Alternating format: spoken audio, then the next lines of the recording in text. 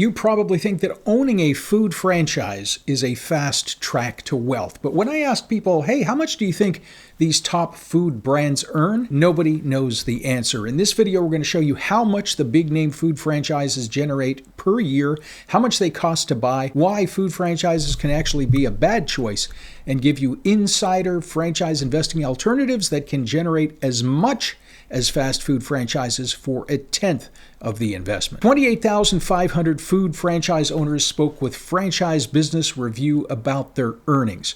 51.5% of food franchise owners earn profits of less than $50,000 a year. The average profit for all food franchise owners was only $82,000.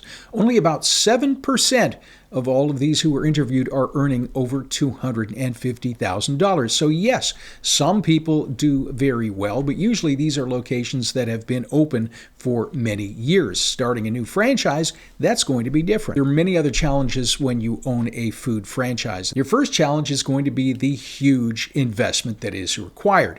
McDonald's, and we've just got their latest numbers here from their 2026 FTD, $1.4 million to $2.8 million to open a location. Burger King, you are looking as high as $3.3 million to open a store. Tim Hortons USA, $427,000 to $3.3 million. And this does not include your real estate. Now, the next question people ask, but if the real estate isn't included, where are these millions of dollars going? Why are these franchises so expensive? So this is the breakdown of costs for opening a Burger King franchises. So just the construction and improvements building out your Burger King, that's between $1.2 to $1.8 million. Your landscaping, that's up to $60,000. Decor package, $48,000 to $95,000. Your order taking system, that's up to $25,000 more. Signage and your drive-through, $150,000 to $230,000. But you get the idea. Next question people say is, well, okay, you put out a lot of money, but Burger King, they make a fortune, right? Well, an average Burger King last year grossed only $1.6 million. McDonald's average was over $4 million, Chick-fil-A at over $7.5 million. That's a bit of a different scenario. We've covered it before. I'll put the link above. But this is your gross revenue. And the number two reason you may not want a food franchises are what's called remodeling costs. There's nothing worse than a dated-looking restaurant that has dirty bathrooms. You just don't make as much money. Problem is, as a franchise owner, you pay for those updates and those refreshes. We always ask our candidates, check the FDD for remodeling requirements, because most franchises are going to ask you to remodel when they think that it is time. How much do you pay for a remodel, you might ask? Well, let's take a look at Burger King again. And the price tag for that can be around $650,000. Third reason, food is highly competitive. You'll be competing not only with other franchise brands, you're going to be competing with your own franchise just around the corner. There's been a trend over the past few years. We watch many major food franchises where we are seeing declining revenues year over year due to these scenarios, local competition, and of course, economic pressures that are happening right now. That phenomenon leads us to number 4, which is failure rates in these big name food franchises.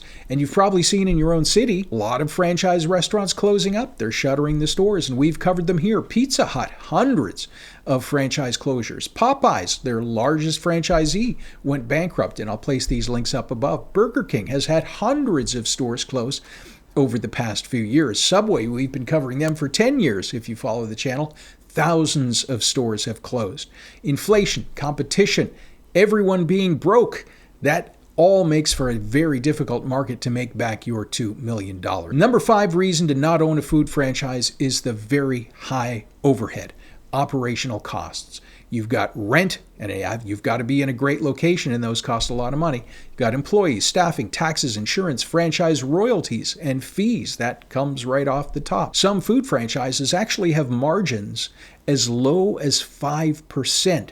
So even if you're making $1 million a year, you're taking home $50,000. In these situations, you've essentially bought yourself a low-paying job, and you've assumed all the risk. Now, some of these food brands do have healthier margins between 10 and 20%, but unless you find a great location, the right restaurant, all the stars align, this is a very tough business. You also have to remember with a food franchise or with any brick and mortar franchise, you usually are going to sign a multi-year lease for the location you're in. That can be an obligation for hundreds of thousands of dollars that you probably are going to be asked to personally guarantee. So what happens if one of your stores closes? You are on the hook for that, and there goes your retirement fund. Last but not least, and this relates to everything else, the size of investment usually takes a long time to see return on investment, or ROI. Years to see it in many cases. Now, depending if they make you do a remodel, it can take even longer. So what is the solution? Well, I have to say, first off, under the right circumstances, you've got a good location, good labor pool, good franchise, low market competition, a food franchise might make sense for your scenario. Many people have done very well in food. It's not that you can't. The problem is everyone thinks they just have to buy a Burger King or a sandwich joint and they are set for life. The reality is it's much more complicated. But for most people who are just starting out in franchising, they don't want to risk millions. They may not have the experience with food or maybe anything else. We would suggest generally a service-based franchise.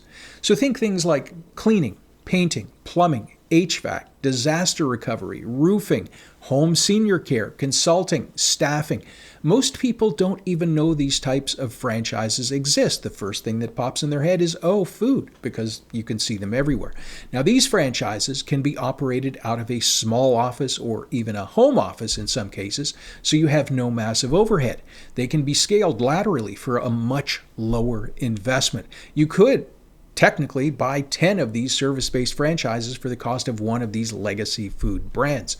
And some service brands show an average return on investment not of years, but in 3 to 6 months. So the ROI is good. What about money? Are they making money? Well, the highest grossing franchise that I've ever seen in my life was not a McDonald's, wasn't a Burger King, wasn't a Taco Bell.